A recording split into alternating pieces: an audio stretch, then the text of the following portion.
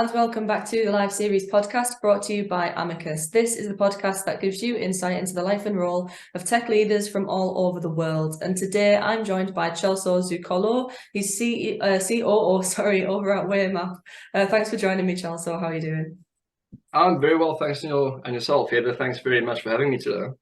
Yeah, brilliant. I know when we chatted a little bit before, it was a really interesting conversation, and I hadn't actually heard of Waymap before, but it's a pretty exciting thing that you guys are doing. Just obviously for anyone who hasn't heard of Waymap or yourself, just kind of go into a little bit about Waymap and then your role there too.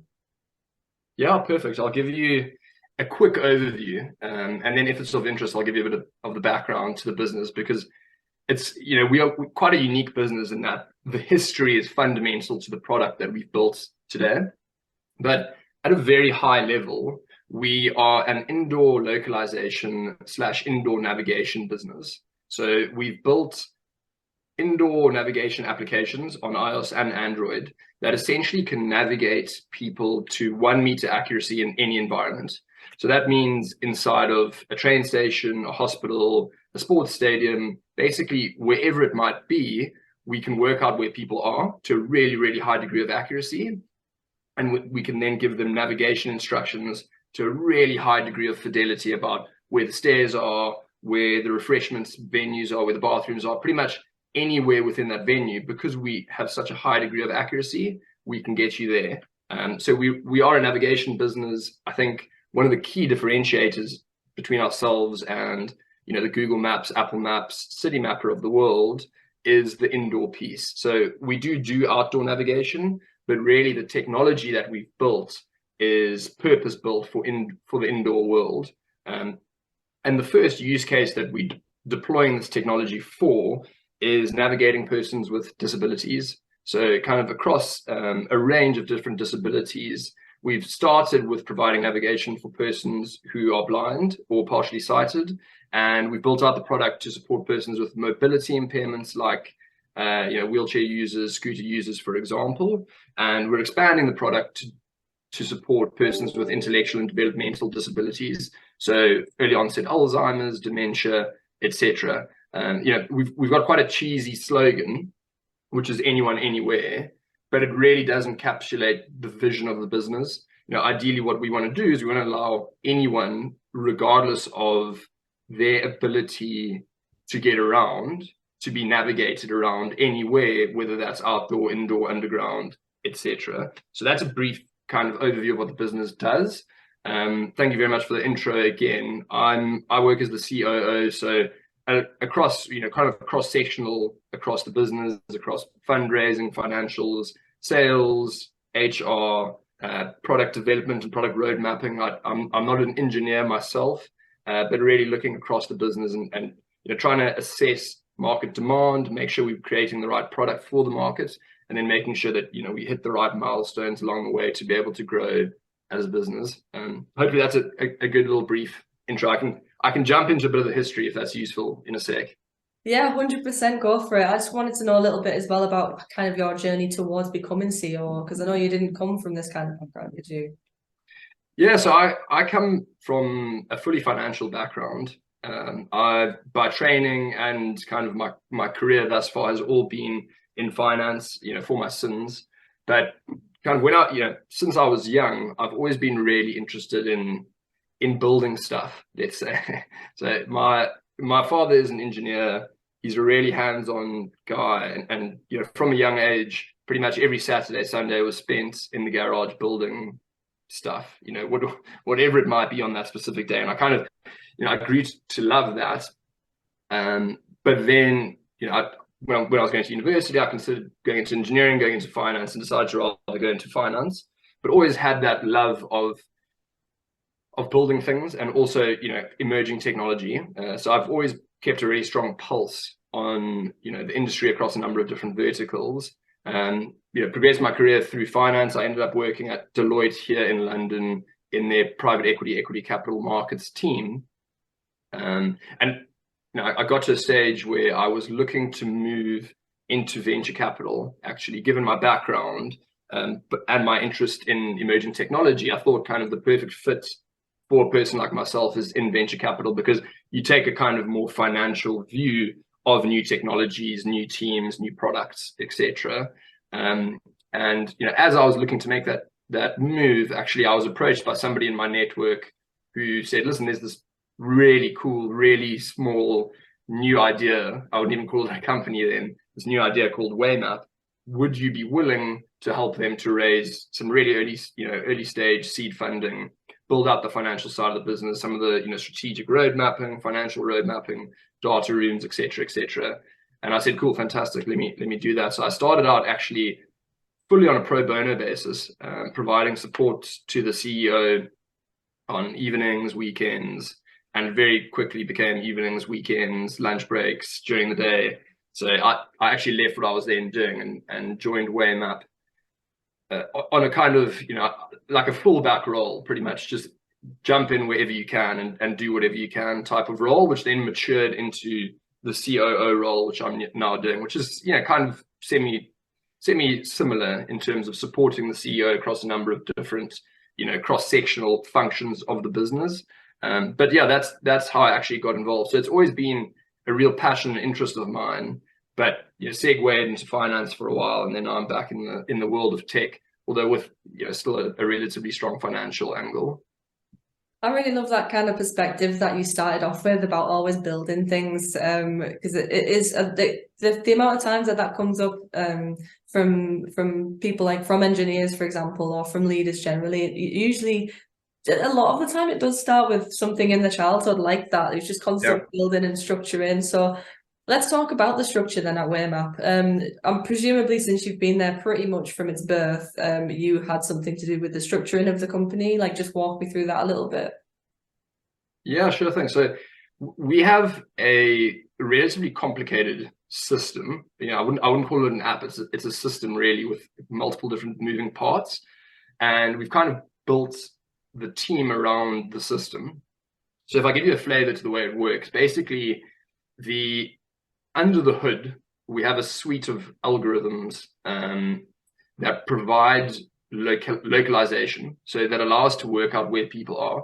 We use a technique called pedestrian dead reckoning, which is basically we consume the information from the sensors on the smartphone, gyro, magnetometer, accelerometer, barometer. We apply some really smart mathematics to that, and that allows us to track people as they move through the built environment, which is why we can navigate people where there's no signal, which is, fundamental from day one. Was we wanted to provide a system that would never lose you. So when you lost mobile signal, for example, Waymap wouldn't lose you. So it was a very technically difficult thing to do. And the whole world of navigation / wayfinding is typically built on systems that work out where you are relative to the known position of infrastructure, whether that's a satellite, a Bluetooth beacon, a Wi-Fi router, whatever it might be. So we had to take this different approach to location. So we've built out a location technology team who are really focused on some of the most exciting, interesting new technologies, as well as our current suite of algorithms, tuning, improving, as we grow and learn more basically about ourselves and the system. On top of that, we then have the application. So the application, or actually, I'll go one layer down from that. We then have a map. So there's kind of three pillars of navigation. You need to know where somebody is. You need to know where they are on the map, and then you need to know what to tell them based on where they are on that map, if that makes sense. And that's how you get people around. So location is sorted. We have the location technology team. Then maps are fundamental. Outdoor, a lot of the work's done for us because you've got these big companies, Google, Apple, have mapped the world. Indoor, like I said, is where we focus. So we have a mapping team that basically consume CAD drawings or LiDAR scans and turn those into maps for us. So we can work out where you are and where you are on that map. And then on top of that sits the application, which obviously has the user interface. It's what the user sees and cares about. But the application also defines routes, for example. So if you say, I want to go from St. Pancras, the entrance of St. Pancras to platform 3, the application works out what that shortest route looks like based on your preferences. Maybe you want to go step 3, you want to avoid elevators because you might be claustrophobic, whatever that might be. So the application sits on top of that and also gives audio instructions as you move around. So in 5 steps, take the stairs down, for example. That's all worked out through algorithms that we've built in the app. So those are 3 of the 4 teams: location, maps, app. And on top of that, we have a fair amount of the compute running on our cloud infrastructure. So we have a server-side team that basically do a lot of integration work for us, because we also provide live train timetabling, elevator uptime, escalator uptime, that kind of stuff. They do all of that work, and they also have built a system where we host our maps. So when you say, I want to go from point A to point B, the most up-to-date map gets delivered to the application from the cloud. So we've segregated the team based on those kind of 4 key competencies, which I've mentioned. But because it's one system, what's important is, even though you've got these 4 teams, everyone needs to work together. So we've got quite a cross-functional team that meets weekly to make sure that everything is working together and that the system is working properly together, because there are a couple dependencies in the way that the whole app comes together. Yeah, sure. You weren't wrong when you said it was a slightly complex structure. It's very interesting to hear, though. I don't, with it being startup, I'm always quite interested to hear how the structures kind of work out, and how you even just start from scratch structuring a whole bunch of teams. But it sounds super interesting. I personally think it's such a good idea. When you explained it to me before, it's something that you just kind of think to yourself, I can't believe this isn't already happening. Like something like this, especially something that is so beneficial to, like you said, people with some disabilities that kind of don't make them just their life. This would make their life so much easier. But even for someone who is just a bit lost in a train station, or something like that, it's so bizarre. So I think you're obviously doing a really great thing over there. Talk me through your kind of hiring process then. How fast are you guys growing? Is it you taking on many people, and what does your hiring process kind of look like?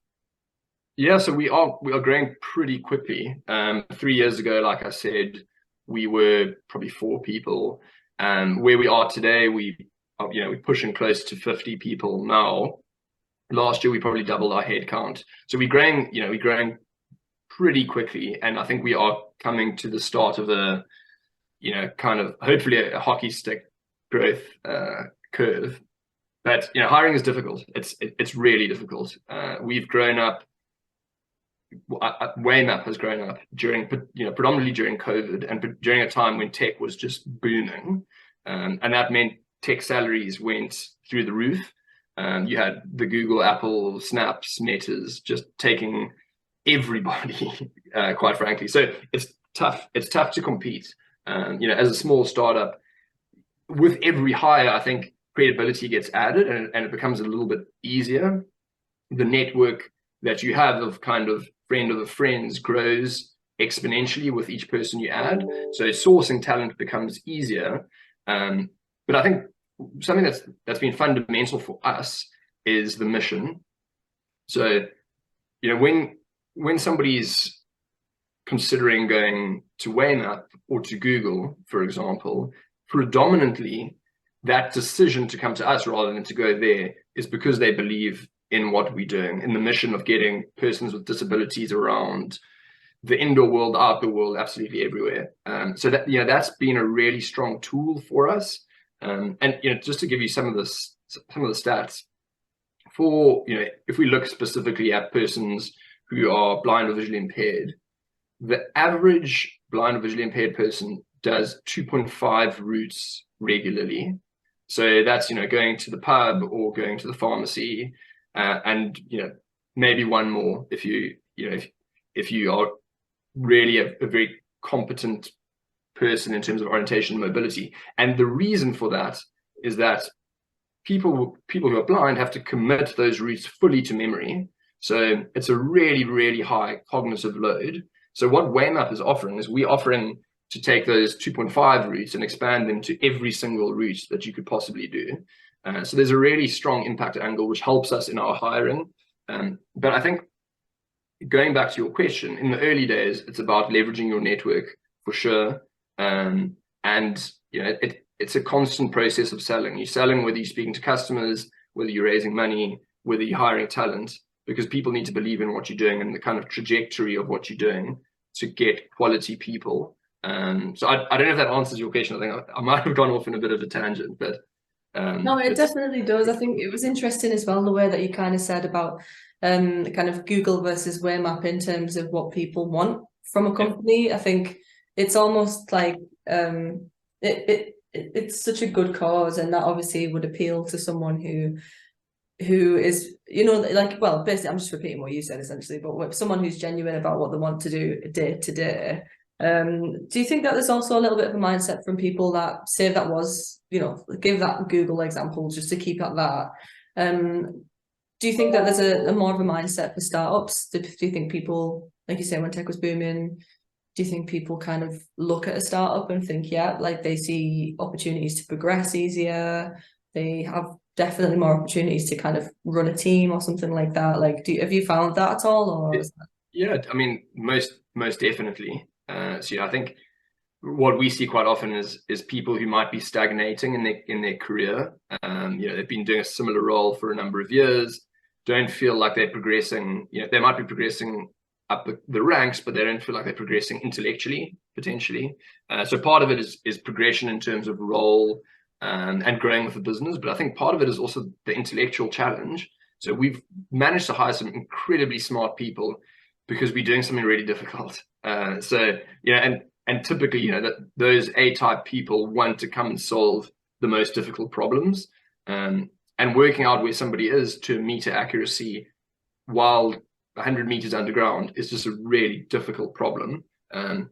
So I think that's part of it is progression. Part of it is also the right, offering people the right challenge that allows them to grow intellectually and come to work every day challenging themselves rather than, doing the same role that they've been doing for a number of years within a very corporate framework. So part of it is also that is breaking out into a new role where you have a greater bandwidth to do things beyond kind of your X, Y, and Z job description.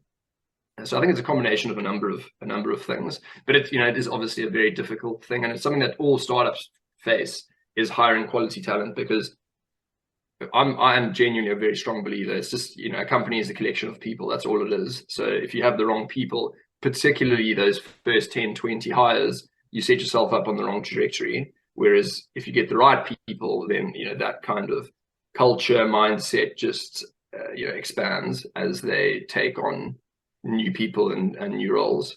Yeah, I love that. I agree with that as well. I think that's a really nice outlook to have. Especially when a company's starting off. Let's just talk about that then. So how do you, especially as a startup, but how generally do you kind of set your standards when you're hiring someone in? Like, what do those standards look like? How do you kind of liaise almost with your colleagues to kind of make sure it's like, right, did these kind of really meet what we need? Yeah. So in terms of standards, one of the hardest things being in a startup is kind of trying to work out where you're going to be in 3 months. So it's much easier if you're a big corporate business. You can plan for the next 12 months. There's much less uncertainty. As a startup, it's much harder to say, this is where we're going to be in 4 months' time, and therefore we need to start actively recruiting for X, Y, and Z roles now, because naturally there's a lead time, particularly if you want quality people. So one of the best ways, I think, of managing standards is managing internally as much as you can your forecasting and understanding what roles you'll need when, so that you aren't panicking to get people in next week. That's the number one way that you get in people who are potentially lower standards than you might want. So I think having a really a strong finger on the pulse of what's coming is really important. And then also, we have a set process that we don't deviate from, regardless of the rush to get somebody in, circumstances, whatever it might be. So there's 4 or 5 different stages. Everybody pretty much needs to sign off and agree on that. And myself and the CEO still hire everybody that comes in. And I think, one thing that might be unique about us is technical competence is one thing. So technical competence gets you in the door, but really we try to be very honest about who we are, what we do, and what the expectations are. As in, you know, we're an early stage business. The challenge is difficult. You know, is that the kind of the kind of challenge you want to take on? So I think honesty in the process is really important, because it doesn't help bringing on somebody who's a great, a really talented person who then arrives on day one and says, okay, this isn't quite what I was told I was getting into. So honesty in the process, and looking for somebody who's a culture fit. And like I said before, believes in the mission, because the mission is the number one way that I think you can continue to motivate yourself day to day to work hard and to grow within the business. Yeah, I love that, and I'm so pleased that you began kind of talking about culture fits there as well, because it segued me perfectly into kind of my next thing that I wanted to pinpoint. In terms of managing a culture within a startup, how on earth do you even do that? It's tough. It's really, really tough. I mean, and I think it's made even more tough by the fact that, like I said earlier, we grew up during COVID. As a result, we are a predominantly remote team. I didn't meet the vast majority of our team members for a few years as we grew. So we grew on the screen like this. And obviously everybody has a different opinion toward remote working. I think remote working is fantastic, but I also think that the human connection of being together is something that's really hard to replicate over the screen. So managing culture, it makes managing culture much more difficult. It makes communication much more difficult. So what we've done is implemented a number of different programs to improve communication, and also just to get to know one another. We meet, our team is distributed across Europe, a couple of people in South Africa, a couple in the United States. And we basically meet together in person as a team once a quarter to make sure that we have a bit of a strategy day. Everybody understands everything that's going on with the business, whether or not it directly impacts them. And also you have a bit of time to actually get to know one another, get to know the person who you might Teams message every second day beyond just their name and their job title. So I think, we believe in the in-person element. We won't go back to fully in-person. That's not the roadmap of where we're going, but I think a blended approach is really powerful. And again, I also think honesty in terms of what your corporate culture is really important. I think clearly defining that corporate culture, make sure you find the right people that want to be part of that. So I think it's a combination of those different factors. But yeah, it's really hard, and I think culture is one of the things that as you get busier, it kind of just drops off, but you need to keep reminding yourself of how important it is. And doing those things, when you're looking at your prioritization in terms of tasks, it's very easy to let the culture things drop, but you need to keep those, front and center in your mind, I think.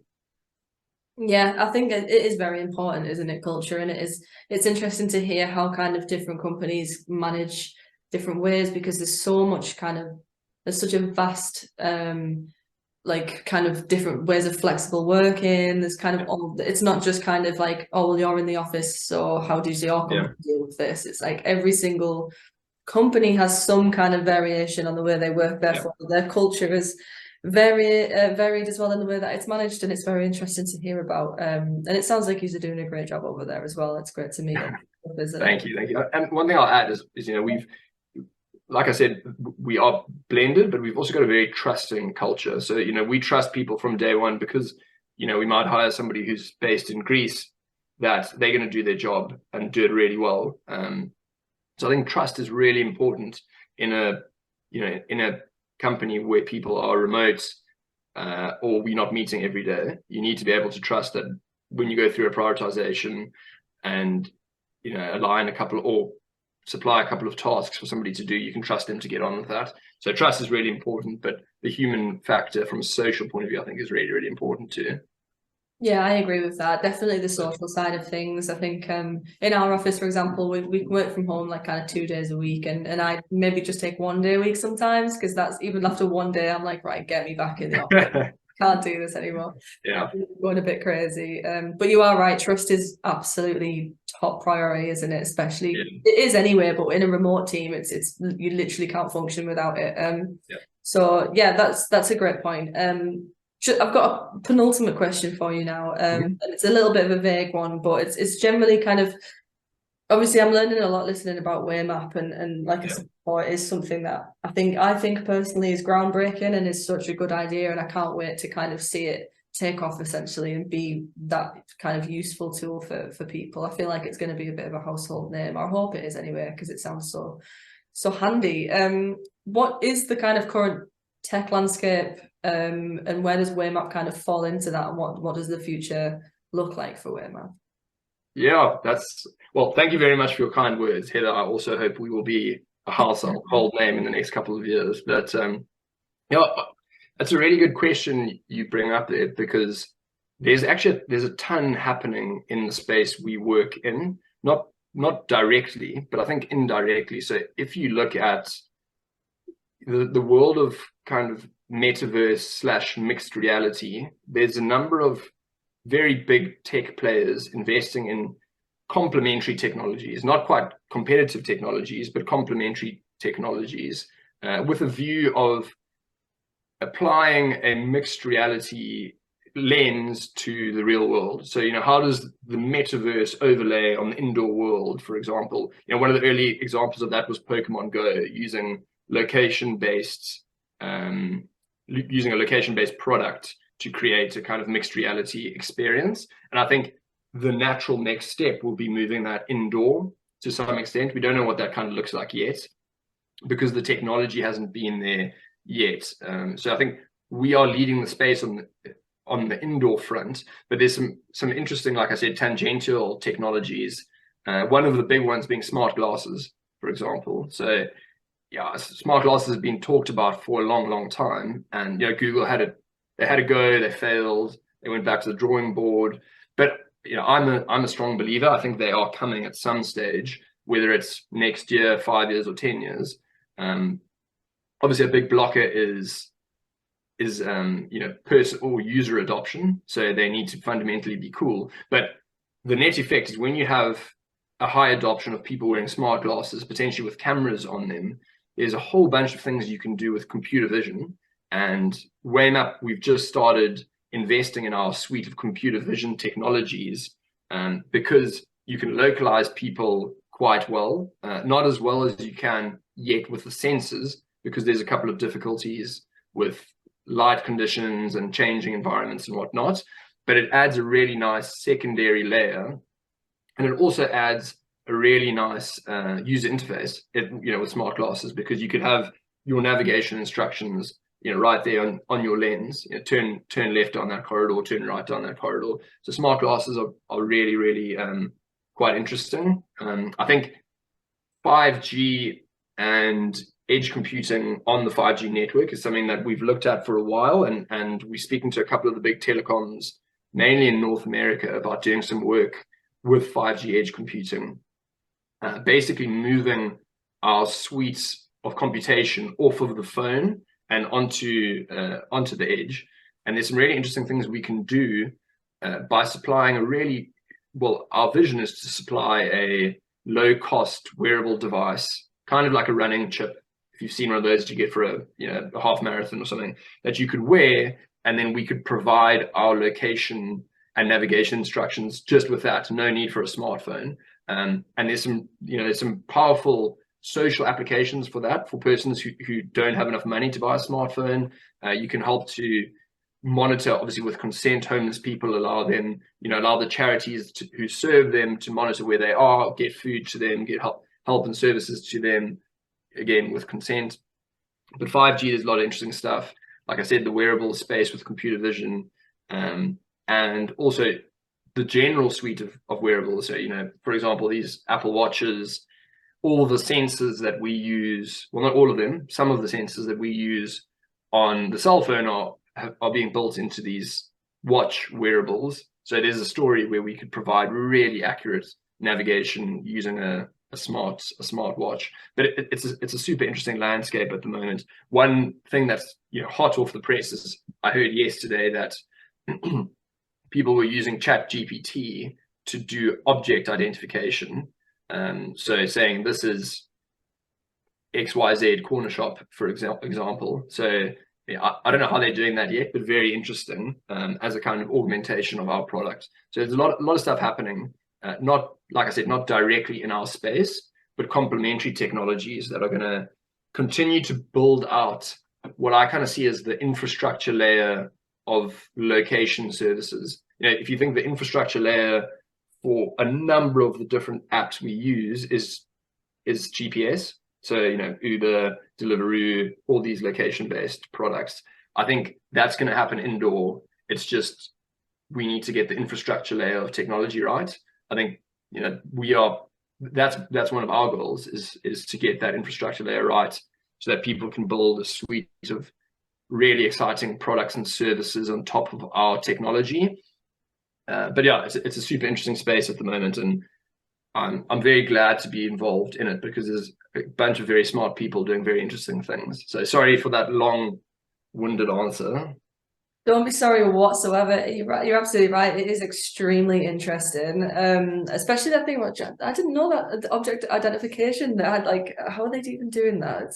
I mean, that thing kind of blows my mind, to be honest. Like, but yeah, that's incredible stuff. And yeah, even augmented reality and things like that. It didn't even occur to me to kind of bring that up when you're talking about location and GPS and it's mapping, isn't it? So it makes sense. Yeah. No, super interesting, honestly. I've just got one final question for you then, and that is the very simple question of what advice would you have for kind of professionals in tech or professionals from any background looking to be in a similar position to you? So I think I would say probably the same answer I give to most people I speak to is you've got to take risks. You have to be willing to be uncomfortable to progress into this world of technology. And I think for most people to progress into very interesting new parts of their career. There's an old kind of adage, I don't know whether it's true or not, so just a caveat, but there's this old adage that in, I think, Mandarin, the symbol for risk is a combination of the symbol for danger and the symbol for opportunity, which I think sums it up really nicely. You know, my opinion is that too many people see risk as something that should be avoided, which I think is completely the wrong way to look at it. I think risk is something that needs to be accepted, but mitigated and calculated. So I do think, you know, my advice to most people is you need to be willing to take risks, but you also need to work out how to identify what high quality risk is as opposed to low quality risk. You know, so taking calculated risks in the space. You know, there's also Tim Ferriss in one of his books says, you know, if you want to be an entrepreneur, the first thing you should do is go to your local Starbucks and lie on the floor. And the reason he says that is very strange, but the reason he says that is you need to be comfortable with being uncomfortable. And one of the most uncomfortable things you could ever do is go lie on the floor in your local Starbucks.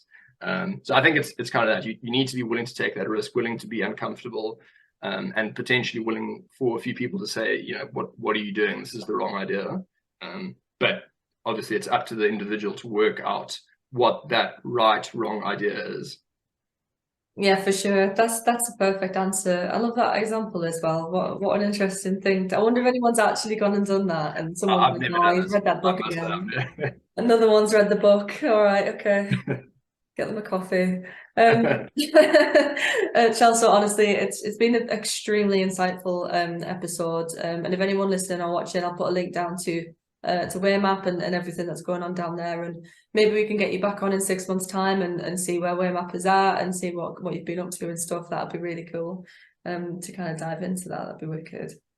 Amazing. Well, thank you very much, Heather. It was a pleasure to chat with you today. Thanks so much for having me. That's absolutely fine, and I'll definitely get you back on again, don't you worry. So if you're watching on YouTube, you can hover over the logo in the corner, hit subscribe, follow us over on Insta, Twitter, Facebook, LinkedIn and TikTok, and head to amicusjobs.com for all the rest of the podcast episodes and everything else that's going on there in the community. Celso, thank you again.